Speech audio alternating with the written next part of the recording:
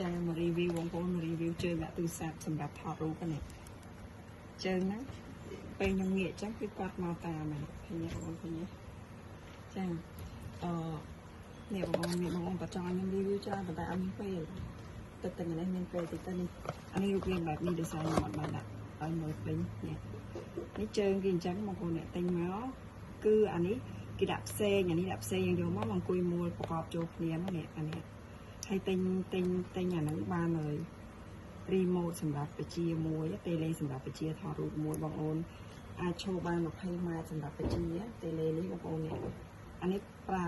Bluetooth បងប្អូនប្រើ Bluetooth និយាយខុសត្រូវហ្នឹងដែរនេះ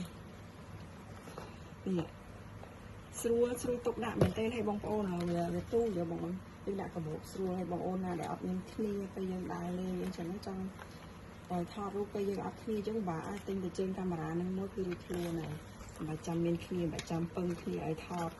អីទេនេះទិញមកគេមានកាតាឡុកឲ្យយើងមួយសម្រាប់វិធីប្រើអញ្ចឹងណាហើយបានខ្សែបញ្ចូលមួយសម្រាប់បញ្ចូលអាគ្រឿងជើងដាក់ទូរស័ព្ទនឹងហើយខ្ញុំទិញក្នុង app ពណ៌ខ្មៅបងប្អូននៅប្រទេសថៃនៅ app ពណ៌ខ្មៅគឺ app អាគេរងគេច្រៀង app អីគេតុកចាខ្ញុំនិយាយច្រើនពេកអត់បានទេខ្លាចនាងនោះចាប់ខ្ញុំនេះអានេះគ្រាន់តែបងប្អូនបើកទៅបើក Bluetooth ទៅយើងតពីទូរស័ព្ទយើងមកបញ្ជាបាន20ម៉ែត្របងប្អូនចូល20ម៉ែត្រក៏បញ្ជាបានដែរថតវីដេអូថតស្លឹកស្រួលពេលមានជើងទូរស័ព្ទហ្នឹងមិនបាច់ចាំពឹងណាគេបងប្អូនចាហើយស្រួលទូចឹងដាក់កាបូបស្រួលតាណាមកណាខ្ញុំប្រើតែហ្នឹងឯងជាប្រចាំបងប្អូនឃើញអត់ពេលយើងដើរក៏ដើរនៅតាមចឹងណា AI ពេលយើងបើកគ្រឿងអាកន្លែងបើកគ្រឿងហ្នឹងគេចាប់មុខរបស់យើងបងប្អូនចាប់ផ្ដើមធ្វើចលនាដើរទៅដើមអត់ដើម្បីឲ្យ AI ចាប់ឲ្យបានហ្នឹងហើយនេះឃើញទេបើសិនជាយើងមានអ្នកថតរូបទៅដើរតាមយើងអានេះបើគេតាំងទៅជើងចោលជើងកាមេរ៉ាចោលទៅនេះបើទៅសេរីហើយបាច់មើលនេះក្តៅណាស់នៅកន្លែងហ្នឹងក្តៅណាស់បាច់នេះ